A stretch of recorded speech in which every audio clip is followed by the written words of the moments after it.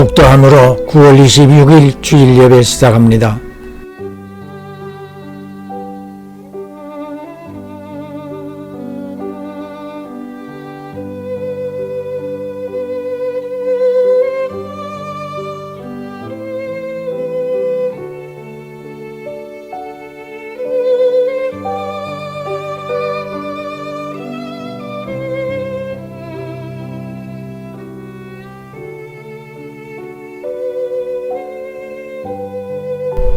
그가 찔림은 우리의 허물을 인하며 그가 상함은 우리의 죄악을 인함이라.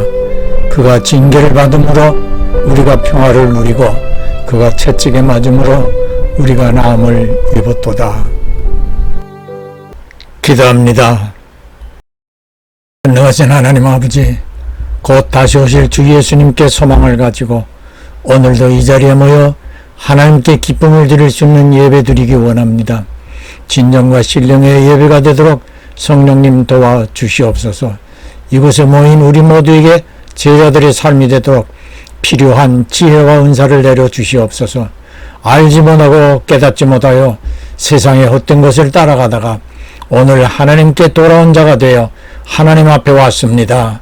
돌아온 탕자를 반겨준 아버지의 심정으로 저희 모두를 맞아 주시옵시고 악한 영으로부터 미혹당하지 않도록 강건한 믿음을 갖게 해 주시고 코로나에서도 우리 모두 안전하게 지켜 주시옵소서. 주 예수님의 일꾼들로서 열심 있는 신앙인들이 되게 하시어 주님의 날에 칭찬과 상급을 받는 삶이 되도록 인도하옵소서. 말씀을 들을 때에 하나님 말씀으로 듣게 하시어서 좋은 밭에 뿌려지는 씨앗처럼 저희들 마음의 밭에 뿌려져서 기도하는 모든 일들 위에 30배, 60배, 100개의 열매를 맺을 수 있는 인생들이 모두 되게 해 주시옵소서. 구주 예수님 이름으로 기도하옵나이다. 아멘.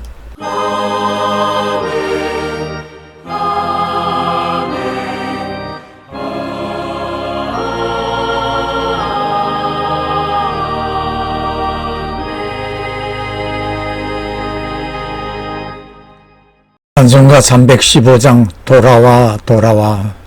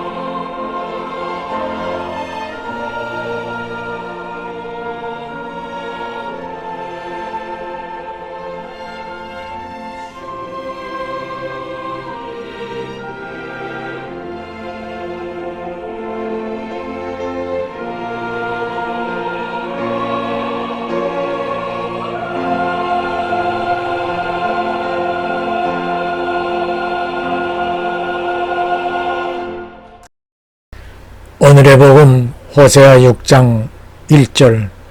오라, 우리가 여호와께로 돌아가자. 여호와께서 우리를 찢으셨으나 도로 낫게 하실 것이요 우리를 치셨으나 싸매어 주실 것임이라. 아멘. 하나님께로 돌아가자 2편. 지난주에 우리는 37년간 불도를 설파하던 해경스님의 개종 이야기를 들어보았습니다.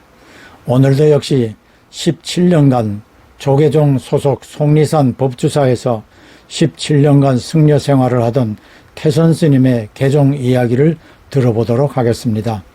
본명 김진규, 부친 김원구, 1월사 주지, 조부 배감사 창건 신도회장, 기독교 개종 후 부산신학교, 모원대학교, 감리교신학대학 선교대학원, 기독교 개종인 선교회, 서울 서초지방 감리사, 현재 불자대상 선교활동으로 주 예수의 일꾼으로 사역하고 있습니다. 그는 불교란 무엇인가, 나는 승복을 벗고 왜 목사가 되었는가를 저술하여 80여 명의 승려들을 기독교로 개종하게 하였습니다. 이곳에서도 증언합니다만 불교인들을 대상으로 예수를 전하는 그에게 불교계에서 극심하게 방해를 하는데 번번이 깡패들까지 동원하여 복음사역을 방해하면서 위협까지 하고 있다고 합니다.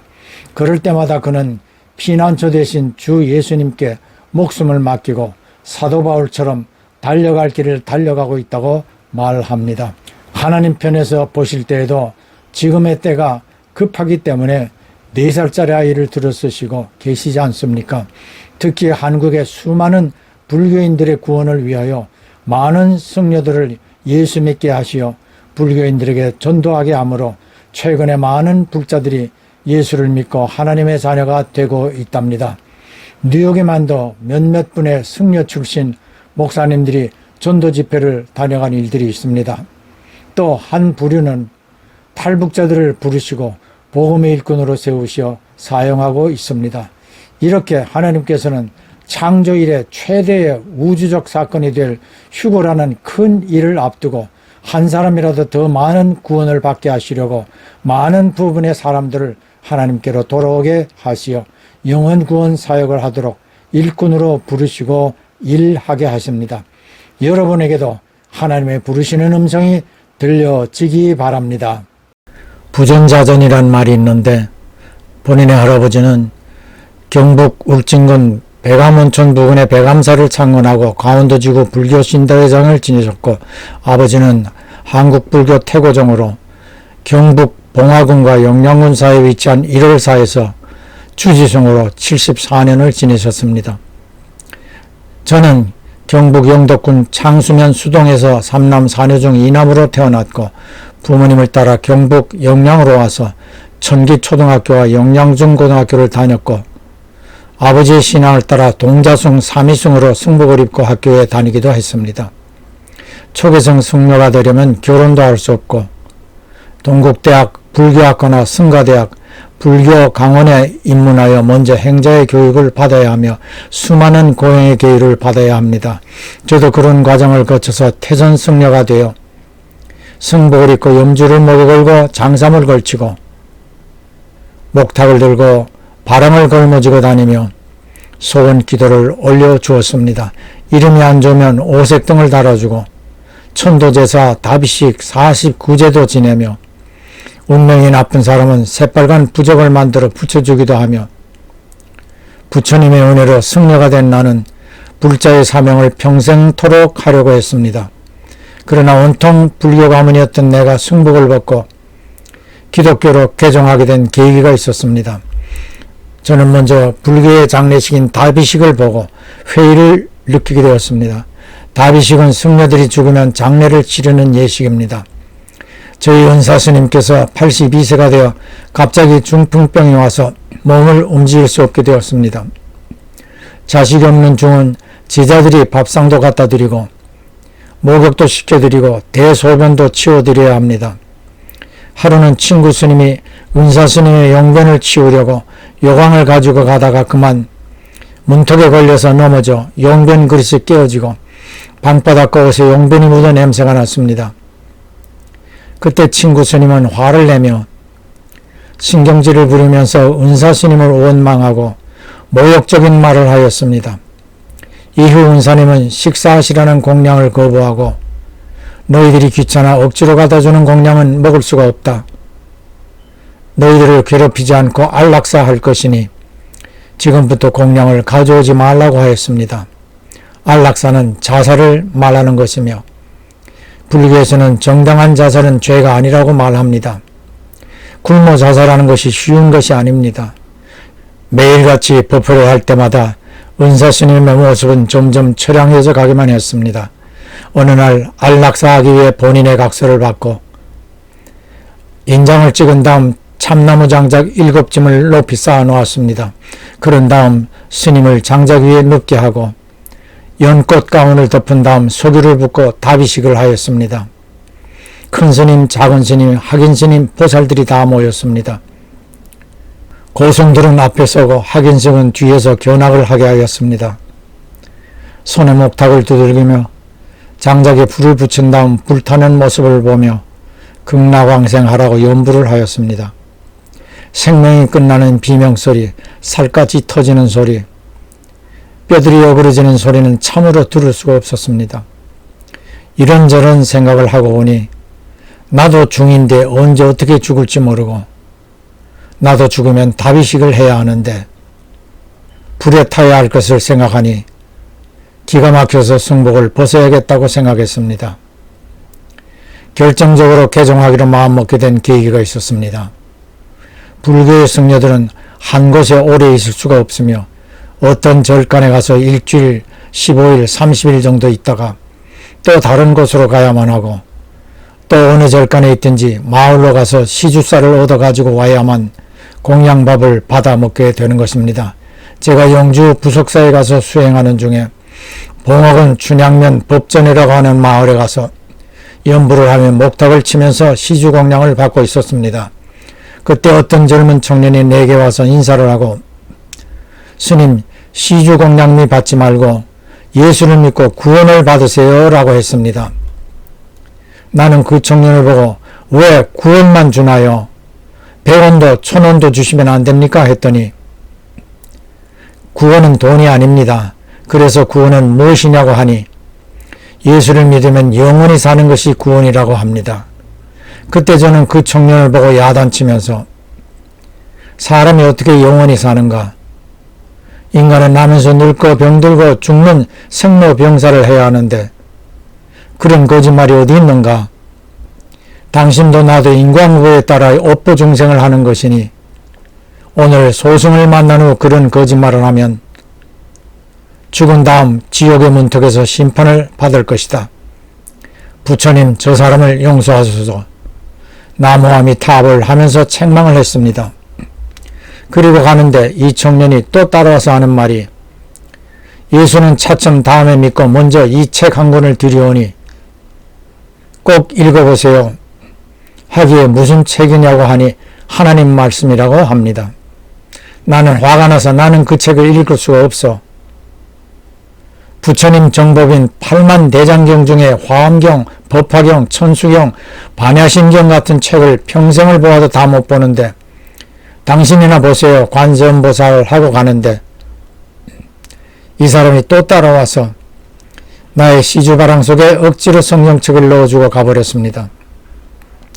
불교에서는 시주바랑을 한 번 걸러지면 하루에 3번 이상 벗을 수가 없고 누가 무엇을 시주바랑에 넣어준 것은 승려 혼자서 판단하지 말고 3인 이상이 같이 보고 판단하도록 되어 있습니다.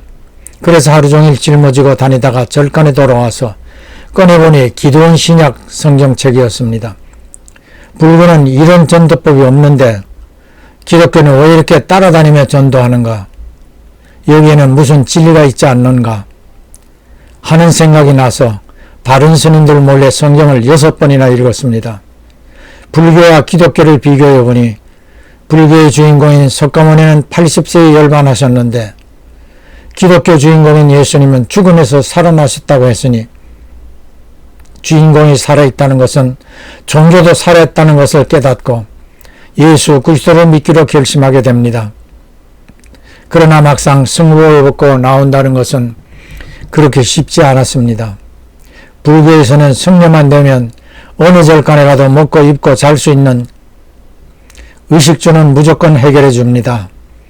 저는 기독교로 개종하고 싶어도 당장 의식주 문제 때문에 나올 수가 없어서 생각만 했을 뿐 매일 3, 4회 정도 법당에서 예불을 드리고 있었습니다.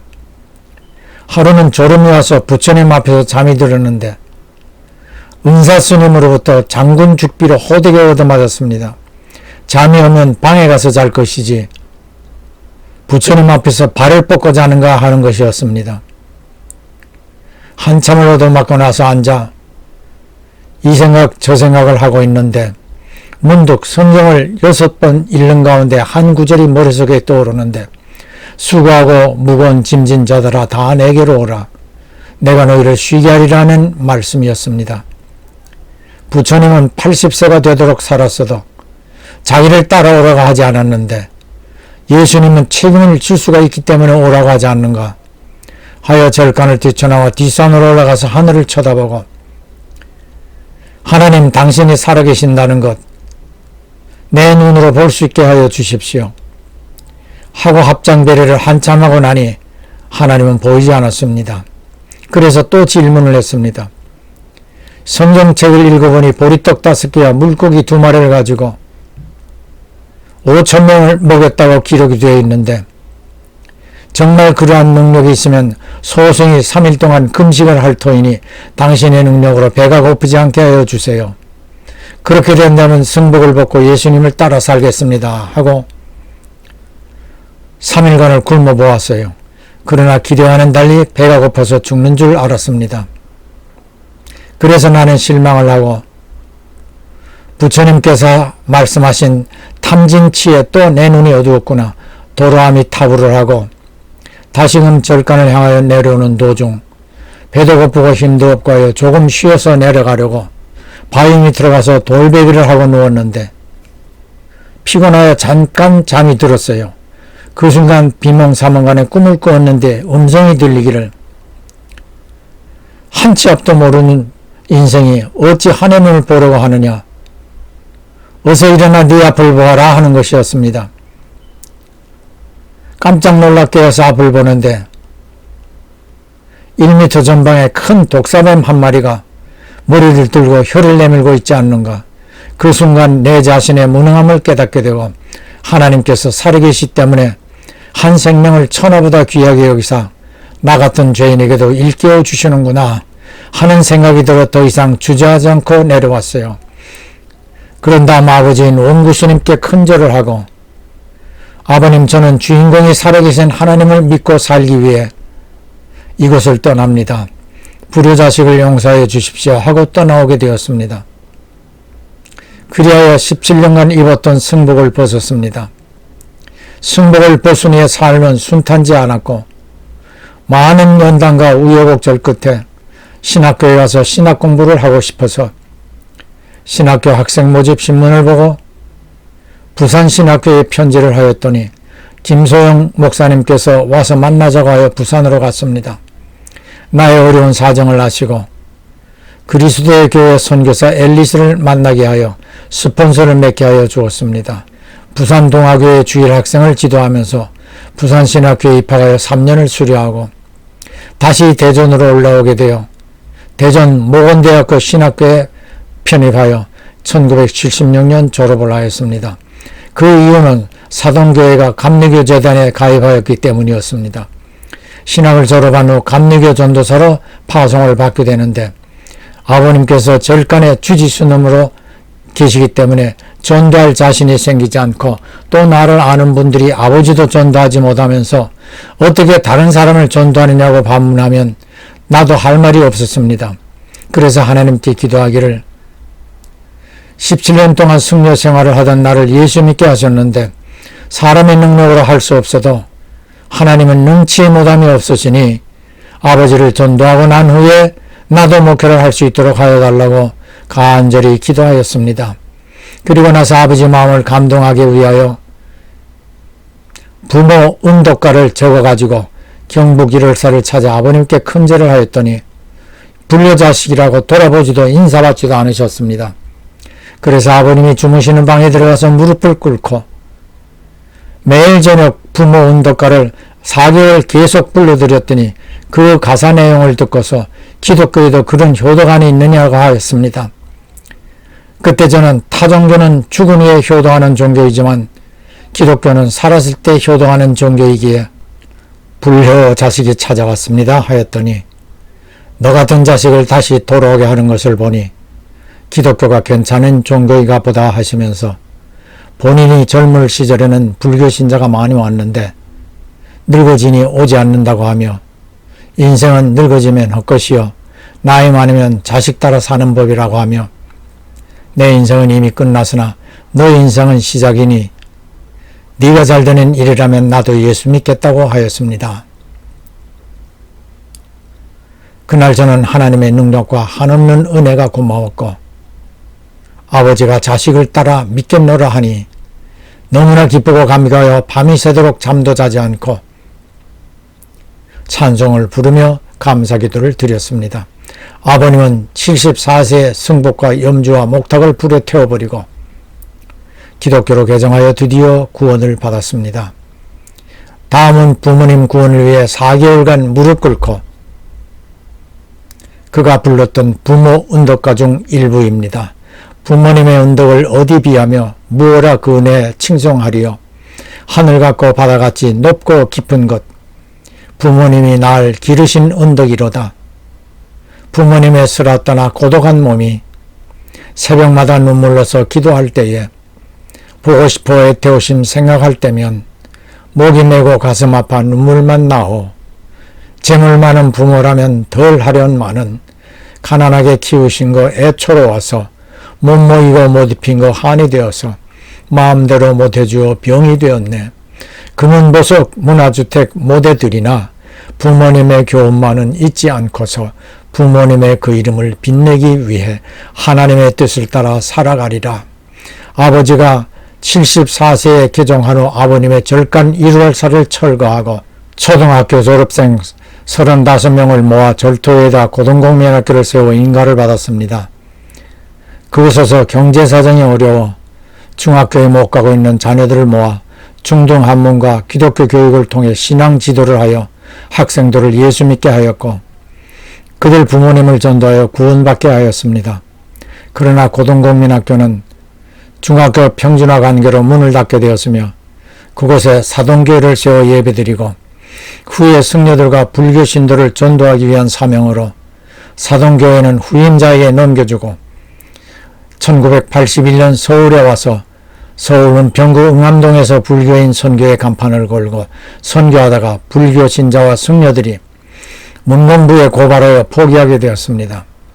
1982년 서울 강남구 논현동에 우상인 선교회 간판을 붙이고 간정전도 집회를 하여 여러 명이 개종을 하게 되었는데 또다시 불교계의 시비와 협박과 고발 사건으로 인하여 우상인 선교회를 한국제일교회로 명칭을 바꾸고 계속 선교 활동을 하다가 1990년도에 서울 서초구 웅현동 교육개발원 앞 석천빌딩 지하 75평을 전세로 얻어 기독교 중생인 선교회 간판을 걸고 지금까지 계속 전도 활동을 하고 있으며 저를 따라 승려와 보살 87명이 기독교로 개종하게 되었습니다.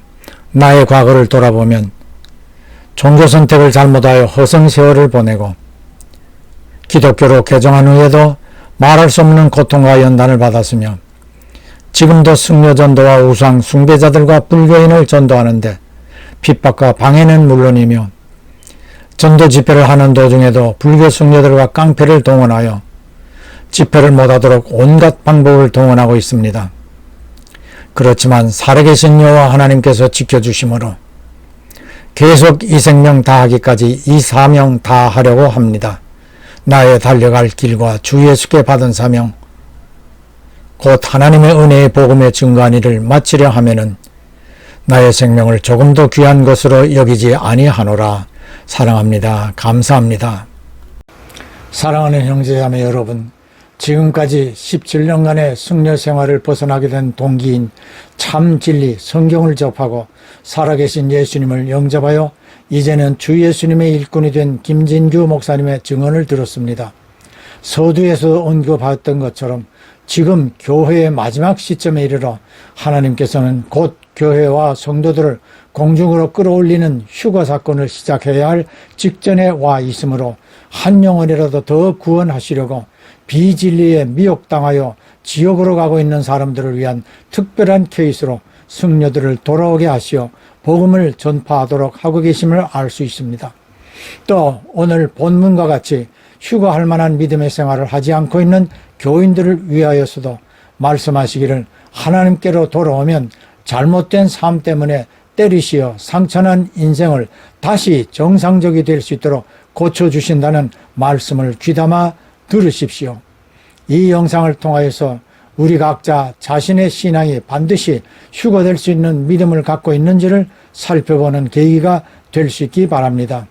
예수님께서는 지옥에 관하여 여러 것에서 말씀하셨는데 마태복음 25장 41절에서 마귀와 그 수하들을 위해 예비해 놓은 영원한 불못에 들어가리라 하시었고 부자와 나사로의 예화에서 그것이 얼마나 뜨거운지 혀끝에 물 한 방울을 적셔달라고 요청할 정도였습니다.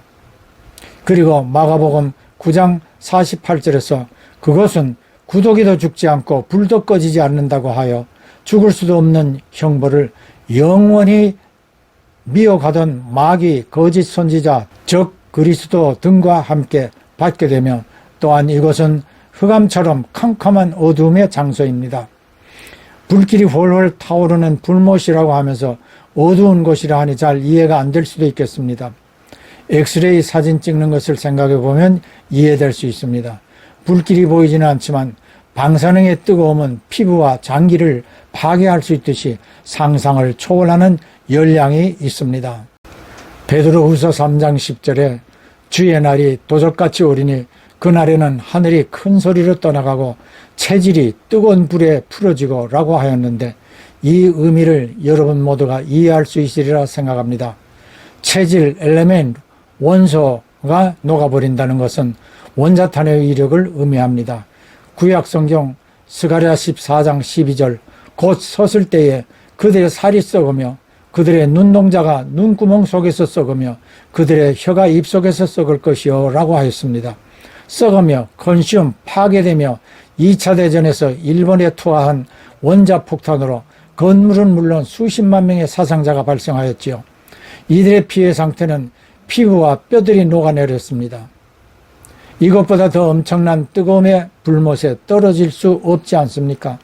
태선 스님은 살아있는 스승 스님이 다비식이라는 이름으로 비명을 지르며 불길에 휩싸여 죽어가는 것을 목격하고 자신도 그러한 화장의 시간을 맞게 될 것을 생각하며 진리에 대하여 다시 생각해 볼 수 있었다고 증언하였습니다. 이 시대의 많은 대형교회 목회자들은 지옥이나 휴거에 관한 설교를 잘 하지 않고 있는데 사랑이 이긴다 라는 책을 저술한 라펠 목사가 그 대표적인 목사로서 그는 이 책 160페이지에서 이렇게 말합니다. 엄청난 수의 사람들이 영원히 지옥에서 고통받는다는 사실은 하나님을 영광되게 하지 못한다는 믿음에서 비롯된 것이다. 회복은 하나님을 영광스럽게 한다. 영원한 고통은 그렇게 하지 못한다. 끝나지 않는 형벌은 그렇게 하지 못한다. 즉 영원한 지옥의 형벌과 괴로움을 받게 된다는 것은 하나님을 영광스럽게 하지 못한다. 고로 모든 사람들을 구원받게 하여 하나님의 영광을 받게 되리라고 주장하므로 예수님의 지옥 형벌 말씀은 물론 지옥을 부정하고 있습니다. 또 베스트셀러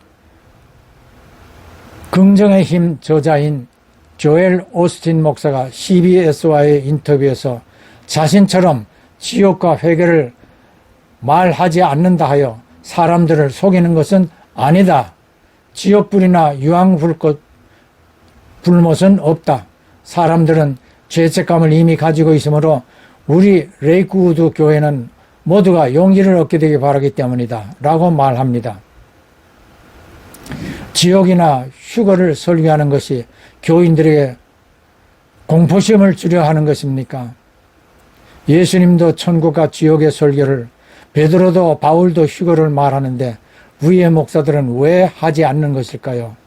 천국과 지옥 휴거에 대해 설교하는 교회를 찾아가시어 이러한 설교를 즐거운 마음으로 받아 휴거를 소망하시기를 주 예수님 이름으로 축원합니다. 예, 아멘, 할렐루야. 봉헌은 예배의 한 요소입니다.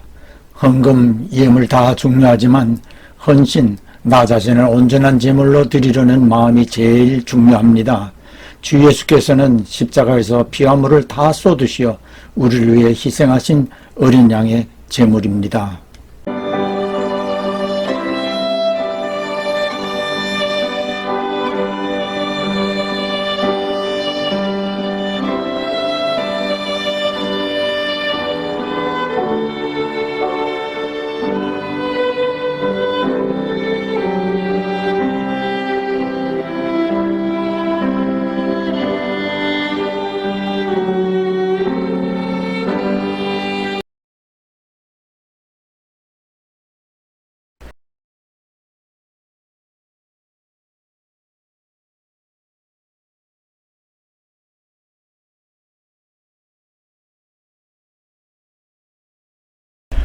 부활하시어 하늘에 오르시고 하나님 우편에 계시다가 곧 다시 오실 구주 예수 그리스도의 한없으신 은혜와 하나님 아버지의 극진하신 사랑하심과 보혜사 성령님의 끊임없는 교통하심이 복음의 일꾼들로 충성하면서 주님의 날에 칭찬과 상받기를 꿈꾸고 소원하는 모든 성도들과 가정과 그 손이 하는 일들 위해 영원히 함께 하실지어다. 아멘.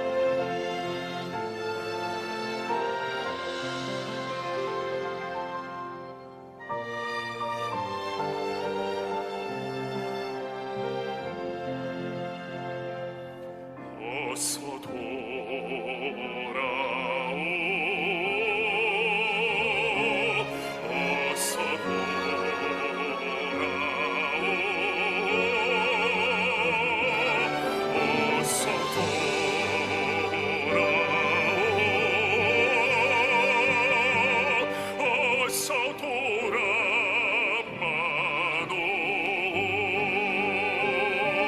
채찍 맞아 아파도 주님의 손으로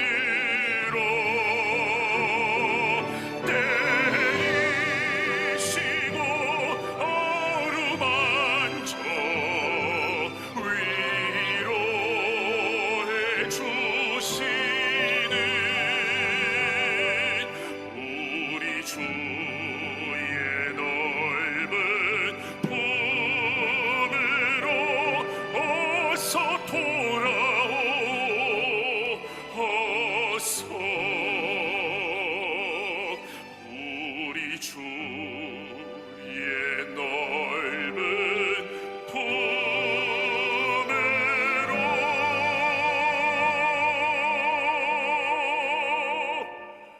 어서 돌아오